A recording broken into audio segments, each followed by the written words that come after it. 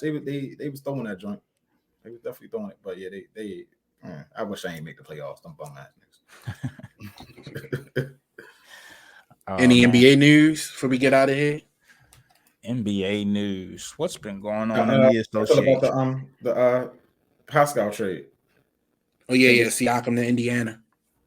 Yeah. It just shows Tyler is his respect level across the league is high. Because Siakam sought him, right? Sought the Pacers. And quiet as kept, Pacers got a winning record, 7 games over 500. They just got a defensive guy, two-way guy. Rick Carlisle values those type of players. Miles Turner is a stretch 3. Miles Turner too. Yeah, he's a stretch 5. So, space the floor, give Siakam driving lanes. It'll be interesting. We'll see. I mean, they got some athletic, bouncy players on that squad. And the East is weak. So we'll see how that goes. I've really been paying attention to the Sixers. Embiid has been going the fuck off. Maxi's been going off. And it's going to be really interesting at the top of that Eastern Conference. I think the Eastern Conference is wide open. I mean, Boston clearly is probably right now is the best team in the NBA, but they could be had. Nobody's that dominant. And I think Philadelphia, the way they've been playing, man, we got to see it in the playoffs. Right. But hell yeah, they got the right approach this year. Nick Nurse, yeah, he's making a big difference. He definitely is making a big difference. Wanted to say RIP to the Brooklyn Nets. I've been loving shitting on them and their fan base. Their fan base is cool, but not KD 2.0. It got to a point where some of the rhetoric was getting ridiculous. Like, the issue clearly is Joe Tsai. But they wanted to blame the superstars. Cool, ain't no problem. This is what you want. This is what you want, right? Like losing to the Trailblazers twice in a week is what you want. You got it. Right. Hey, wait for Ben Simmons to come save you.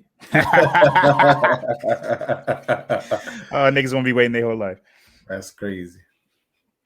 But other than that, man, I mean, let's see, the Clippers been going the hell off, man. They're a problem. Lakers talking about DeJounte Murray. I think that fills a need. The Lakers, but they would trade D'Angelo then, right, for him. Yeah, so I think the main thing, their issue's been pace. They when they pick up their pace, they're just a better team. D'Lo, he's a walk the ball up the floor, half court type of player. He's not going to allow for easy transition buckets, and you want easy transition buckets with this old of a team. Now, mind you, you're asking old folks to run. I get it, but also, asking them to get everything out of a half court set.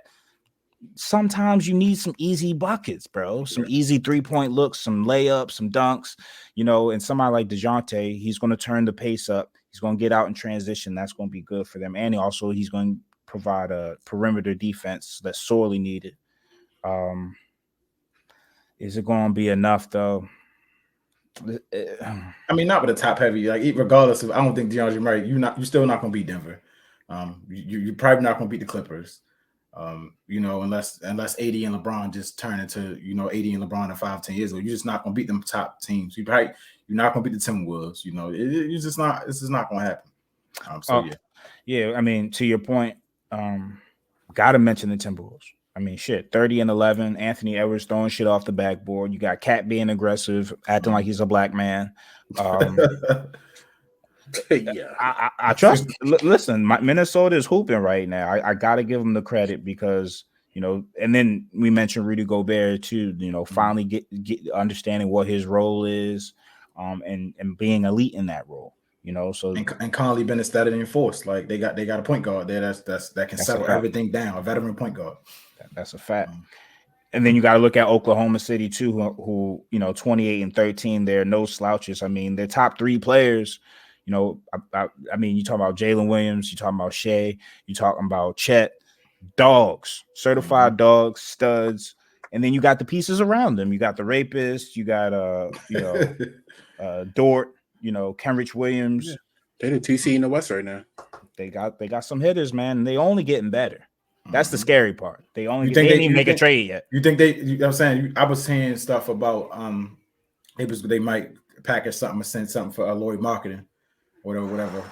I heard that's what the rumor for me. Like that's where they've been like a draft pick and because they got hella picks. Yo, so you him can next to Chet. Yeah, like that's what I'm saying. I think Lloyd Marketing will fit good because Lloyd Marketing don't need the ball. He can just that's gonna be a scary young team. Yeah, so they got young legs too. But I think Oklahoma City. I think we gonna see this is the first time where they're gonna make a move that benefits them and not trading out their pieces or trying to get back draft picks. So like that's why he stockpiled them. They got 15,000 draft picks, and they got young players that don't even get time. That I'm sure other teams value. You know what I mean? Like I can't play them in my rotation, but they'd be a value to you. I mean, the West is just loaded. I'm just looking at it right now, man. Are the Warriors done?